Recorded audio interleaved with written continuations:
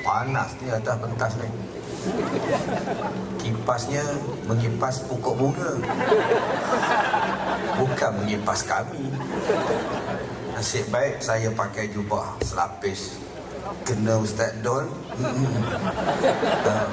dah berpeluh tuan-tuan. Panas gila. Yang keduanya, saya menunggu giliran kedua saya sejam tuan-tuan. Astagfirullahalazim. Lama gila tu. Orang gila pun tak ada lama macam ni tuan-tuan. Subhanallah. Alhamdulillah. Ya. Masya Allah tuan-tuan yang dirahmati Allah. Kita ada mak mertua. Ada yang ada 2 orang mak mertua, ada yang 3 mak mertua. Meriah mertuanya banyak tuan-tuan. Tapi majoritinya seorang je lah mak mertua kita. Ada timbul masalah. Dia kata, Ustaz, mana saya nak taat, mak saya atau mak mertua? Mak mertua ni tuan-tuan dengan mak sendiri atas sekali. Kalau kita buka dalam kitab Bahrul Madhi bab kekeluargaan jilid yang ke-13, jilid yang ke-8, dia sebut bahawa mak mertua ni nombor 13 bawah tu. Nombor 1 mak, nombor 2 bapa, nombor 3 tok wan, nombor 3 nenek, tok wan, anak, cucu semua. 13 baru jumpa mak mertua. Walaupun kedudukannya begitu, tetapi kedudukan menjaga hati mak mertua tetap menjadi keutamaan. Sebab mak mertua itulah mak kepada isteri kita atau mak kepada suami kita. Bila kita menyakitkan hati mak mertua, secara tidak langsung kita telah menyakitkan hati pasangan kita. Memanglah kita tuan-tuan mana boleh tidak ada masalah dalam rumah tangga. Kami yang berempat ni pun ada juga masalah. Ya, tak ada masalah dengan isteri kedua. Kan, tak ada masalah isteri kedua, isteri keempat. Sebab dia orang cakap, isteri saya ada 4, saya pun pening. Ya, nama pun saya tak tahu, duduk di mana pun saya tak tahu tuan-tuan. Saya pun nak jumpa juga isteri saya yang keempat tu. Tuan-tuan, memang kita tak akan dapat 100% bahagia je. Mungkin bahagianya peringkat awal, peringkat yang pertama. Nyamuk nak hinggap pun tak boleh. Dia kejarnya nyamuk tu satu rumah. Abang, nyamuk, celaka macam nyamuk. Dia kejar nyamuk tu. Nyamuk kata tak guna, betul, menyesal aku masuk rumah ni. Tetapi selepas dah lama kahwin, abang, nyamuk, biarlah, taknya mati, sedekah ke nyamuk tu darah, kata dia. Subhanallah. Sebab tu mula-mula kita kahwin bahagia sangat. Bahagia sangat sampai menyanyi lagu Ar Ismail. Kini dah tiba hari bahagia, terasa nikmat hanya untuk kita. Kan ku bawa dinda ke syurga, bergembira, bermesra setiap masa. Tu lagu Al Ismail Bidasari 1966. Yang mana tahu, mana tahu sudah. Tetapi bila dah lama kahwin, timbul masalah. Ada krisis. Maka ingat tuan-tuan, krisis itu akan berlaku. Tips yang pertama sekali ialah tolong cari jalan, jangan ada krisis.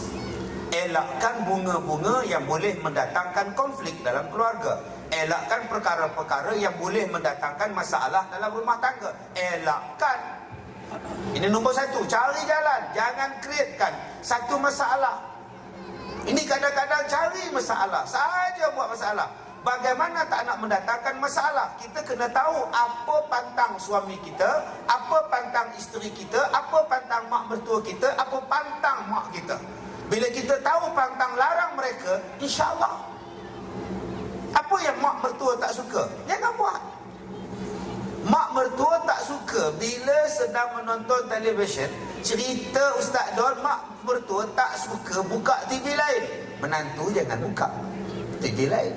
Ini dia ambilnya remote. Nah, mak sedang tengok Ustaz Don. Dia bukanya Ustaz Din. Kampus siku kan. Dah tahu mak tak suka. Jangan buat. Jangan buat satu benda yang mak mertua tak suka. Mak mertua tak suka macam ini, jangan buat. Akhirnya kita tak timbul masalah. Yang kedua, buat apa yang orang suka, walaupun kita tak apa suka. Selagi mana benda tu tak bercanggah dengan syarak, selagi mana benda tu betul, kita tak berapa suka, tapi mak mertua kita suka, buat. Apa dia? Tengok Ustaz Don. Mak mertua kita suka sangat tengok kan, bersama Ustaz Don 30 minit. Kita pun buat-buat sukalah duduk sebelah dia. Sega mak makan? Kata dia. Seronok mak makan? Walaupun kita kata Ustaz, itu tak berdosa ke Ustaz bohong? Tak apa. Mana ada berdosa? Sebab kita menarik hati orang. Buat satu benda yang mak suka. Ini bila mak datang, menantu tanya. Mak baru turun teksi, menantu buka pintu. Ya Allah, mak datang. Bila nak balik? Masuk pun belum dah tanya bila nak balik. Astaghfirullahalazim. Al-Kazim. Ya Allah, kan buatkan satu benda yang menyeronokkan. Mak mertua datang, mak datang, mak datang, Ini tidak bergaduh dengan asyik mak awak je datang, mak kita tak datang. Asal datang mak awak, asal datang mak awak, asal mak awak tu datang lah. Mak kita tak datang-datang. Suami jawab macam mana? Mak saya datang, mak saya mati lah. Kalau mak saya datang, awak pun lari tau. Tuan-tuan, kita berbakti kepada mak mertua, pahalanya besar. Tips nombor 3 ialah anggap berbakti kepada mak mertua itu mencari pahala.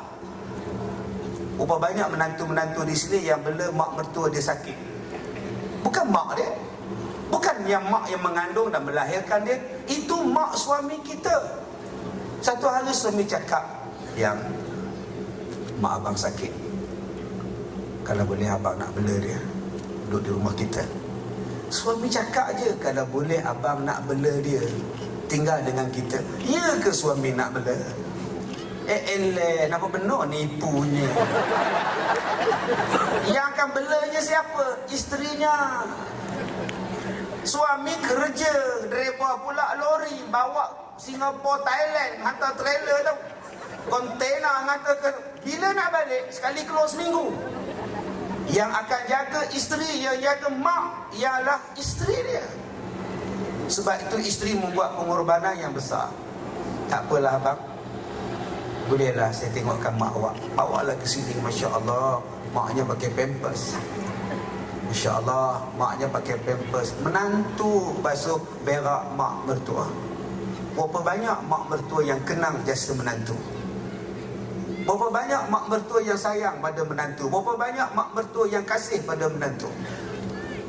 Kadang-kadang anak kandung perempuan tak jaga, anak kandung perempuan tak pelihara, sebab ikut suami. Anak kandung yang perempuan tak bela, yang belanya ialah anak laki-laki. Anak laki-laki pula dia tak bela 100%, yang bela mak ialah isterinya, menantunya. Tapi berapa banyak menantu ini yang mak mertua ingat? Anak kandung datang hari Sabtu atau hari Ahad, hari Minggu aja, anak perempuan kandung. Itu pun boleh warning pada kakak ipar dia. Akak, mak ni dia tak ada boleh pakai pampers macam ni. Akak kena macam ni, macam ni, macam ni. Begini-gini jarinya.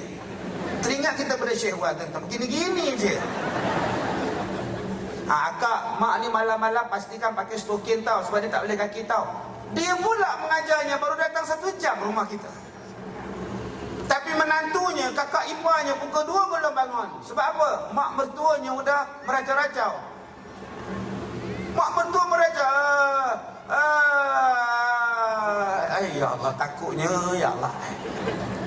Suami isterinya, bang, tengok mak abang. Abang ngantuk lah. Abang harus meracau tu abang. Awaklah pergi tengok kejap. Menantu juga yang pergi tengok. Pejam mata cari milik mak. Berlaga dengan dinding. Aduh, baru jaga tuan-tuan.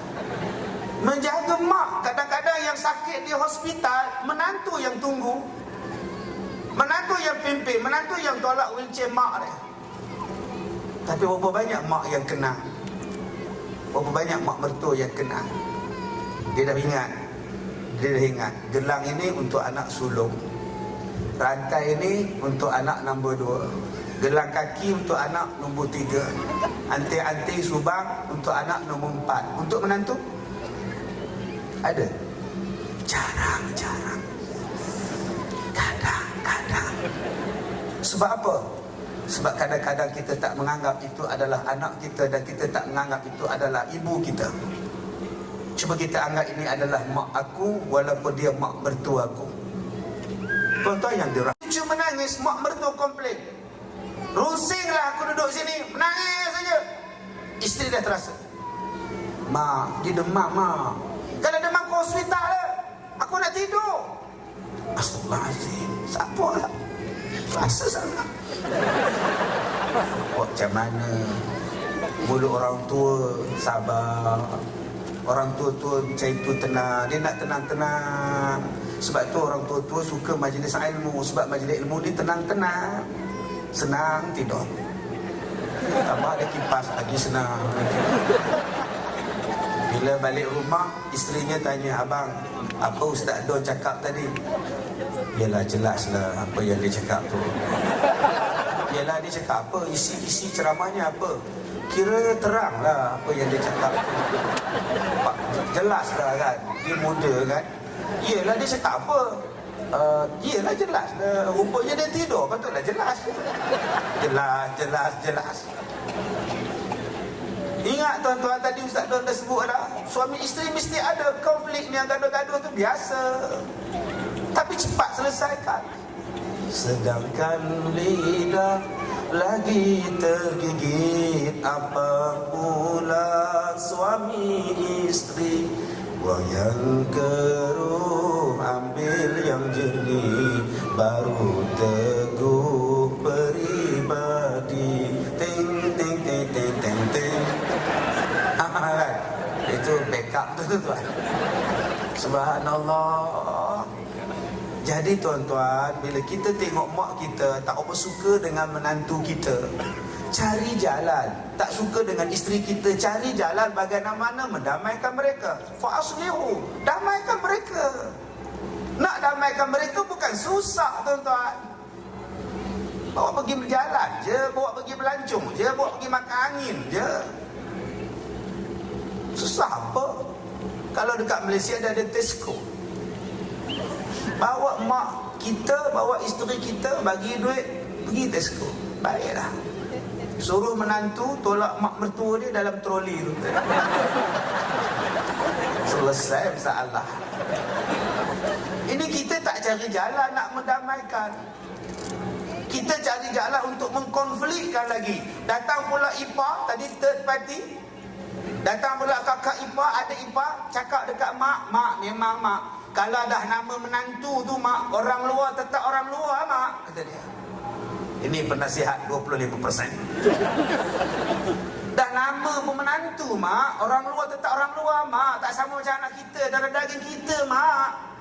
Mak pula tak betul. Begitu mak. Ya Allah, tuan-tuan, mak mertua dengan menantu sampai mati tau. Seulang balik, mak mertua dengan menantu, hubungan dia sampai mati, tak boleh kahwin, tak batal sembahyang. Kahwin dia dengan anak dia, jadi mak kita sampai mati. Masya Allah. Macam mana kita kata orang luar lagi? Itu orang dalam dah tu. Layan elok-elok. Yang keenam tuan-tuan, jangan ada pilih kasih mertua, jangan ada pilih kasih sesama menantu. Kadang-kadang mertua pilih kasih dengan menantu. Pilih kasih. Menantu yang ada kerja, dia sayang. Tambah-tambah menantu yang balik kerja petang-petang pakai spek hitam, bawa kereta sendiri pula. Segak gila. Dah pukul 7 suku, spek hitam lagi. Masya Allah. Pergi kerja 7 pagi, gelap lagi, dah spek hitam dah. Nampak ke? Kadang-kadang mak mertua bangga, mak bangga dengan menantu macam itu. Bagus. Tapi kadang-kadang anak yang tak bekerja, namanya suri hani. Kerjanya apa? Suri rumah. Suri aje. Ada mak mertua tak suka. Di-compare-compare je dengan orang lain. Menantu tu kerja, menantu yang ni tak kerja, mengambilkan beras je. Menantu yang sana bagus. Dia tak tahu bila dia sakit, menantu yang kerja mana ada masa nak jaga dia. Bila dia sakit, bila dia tak sihat, menantu yang tak kerja itulah yang akan tolong dia. Sebab tu kita jangan menghina orang, tuan-tuan. Dan kita sebagai menantu juga kena ingat, bukan mak mertua jahat. Kita sekarang ini terpengaruh dengan filem. 1962 P. Ramlee buat filem Ibu Mertuaku, Nyonya Mansur, Mak Dara jadi mak mertua. Kerana filem itu semua orang anggap mak mertua jahat. Siapa itu Kasim Selamat? Magistrat, doktor, lawyer, ahli muzik, mak apa kita dia, subhanallah. Pantang keturunan aku berkahwin dengan ahli muzik, sabar ya. Ay, Masya Allah, dahsyat gila. Begini nengok menantu dia tuan. Kasim Selamat. Kenapa kau menangis di sini?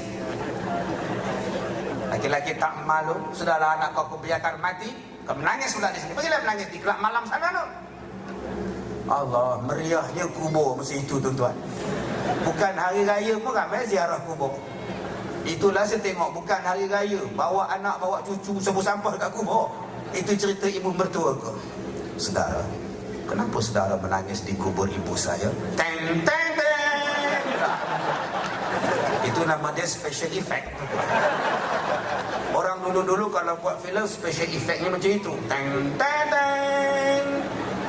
Itu tahun 60-an. Kalau tahun 70-an, special effect dia lain. Kalau benda yang menakutkan, special effect dia lain. Teng, teng, teng. Itu lain.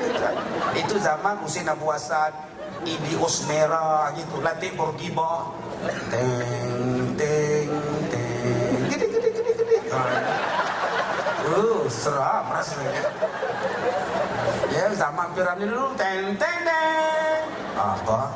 Kubur ibu saudara? Alah Kasim, maafkan mak Kasim, mak dah tua Kasim. Bangun P. Ramlee, terlentang mak mertua ni. Aku hairan, kenapa Allah jadikan kau manusia? Bukankah lebih baik kau dijadikan haiwan? Ayat Allah ala Kasim, buk mati itu tak. Ya Allah, kerana cerita itu semua orang anggap mak mertua jahat. Padahal berapa banyak mak mertua yang baik. Kita kadang-kadang terpengaruh dengan filem. Bila filem tu mak tiri jahat, bila anak kita duda nak kahwin dengan perempuan lain, kadang-kadang kita hasut pada anak laki-laki ni. Pusuk pada cucu, jaga bapak kamu kahwin. Nanti bapak kamu kahwin, kamu dapat mak tiri. Ingat, mak tiri itu jahat, nanti dia cubit, dia pukul. Sedangkan berapa banyak mak tiri yang baik, bapak tiri yang baik. Kenapa tak buat filem mak tiri yang baik, mak mertua yang baik, menantu yang baik? Yang dipamerkan, yang disiarkan, yang dipertontonkan ialah yang buruk, yang buruk, yang buruk. Akhirnya mempengaruhi jiwa kita. Berpuluh tahun kita tengok cerita P. Ramlee, 40 tahun, 51 tahun, mak mertua jahat, mak mertua jahat, mak mertua jahat. Lama-lama orang tengok, memang kalau ada mak mertua juga, kata dia. Bro, relax, brother, relax. Apalah, mak mertua kita lah yang jaga baby kita. Mak mertua kita lah yang jaga baby kita. Kadang-kadang mak mertua kita menyusukan anak kita. Ya Allah Ustaz, iya ke Ustaz? Mak mertua pun bersalin, 2 hari lepas tu menantu pula bersalin. Sebelah-sebelah je katil ke hospital. Kita dia. Menantu tak ada susu, mak ambil susu dia, susukan cucunya. Masya Allah. Mak mertua tuan-tuan, tapi kadang-kadang kita anggap mak mertua musuh. Ingat, mereka bukan musuh. Sebab tu kita kena tackle hati. Macam mana tips yang ketujuh nak tackle hati? Nak tackle hati ni macam mana tuan-tuan? Buatlah sesuatu daripada hati. Bila mak mertua datang, bila menantu datang, buka pintu dari hati. Ya Allah mak sampai, alhamdulillah, rindu sangat dekat mak. Padahal dalam hati nyampak. Sebut daripada hati, ya Allah mak, rindunya mak. Cium tangan mak. Mak apa khabar mak? Alhamdulillah. Ayah, kamu gila ke apa? Kan ayah kamu dah meninggal. Itu orang Perak sebut nampak benar, nipu je tu. Bukan. nampak senyum. Senyum ni tuan-tuan ni, senyumlah seindah surya yang membawa cahaya. Senyumlah dari hati, duniamu berseri. Senyum di sini. Senyum di sini daripada hati ni. Tuan-tuan boleh nampak mata kecil. Mata tuan-tuan akan jadi kecil. Mak datang kecil. Tapi kalau sombong, kalau senyum bukan daripada hati, senyumnya sengit sebelah. Bila mak datang? Macam KL gangster je ustaz. Buat daripada hati. Kalau mak sakit, picit tangan mak dari hati. Urut kat peha mak dari hati. Dengan hati. Siap dekat mak. Ini tenyek. Kadang-kadang hujung jari je. Mak sakit. Ni urut belakang ni. Mak pening kepala. Dia yang keluar angin, maknya relax. Tuan-tuan, daripada hati dia akan jatuh dalam hati. Curi hatiku, cuma nun jauh selalu. Nombor 1, curi hati. Bila tuan-tuan dah curi hati, dia akan jatuh di dalam hati. Bukan saja kita kemari, kita bercinta, curahkan rahsia hati ke hati. Bila tuan-tuan dah masuk dalam hati, sebab kita dah curi hati dia, kita dah datang hati kepada dia, lama-lama dia akan ingat pada tuan-tuan. Ingat kepada tuan-tuan inilah dipanggil bisikan hati. Dia pergi mana pun dia teringat pada tuan-tuan. Tuan-tuan pergi mana pun dia akan teringat, sebab kita dah berbisik hati dengan dia. Dengarlah bisikan hasrat hati yang merindu menjelma kembali. Ingatanku yang telah lalu, sewaktu berjanji sehidup semati. Tuan-tuan tak boleh banyak-banyak, nanti dia orang pula tunggu sejam. Wallahu a'lam.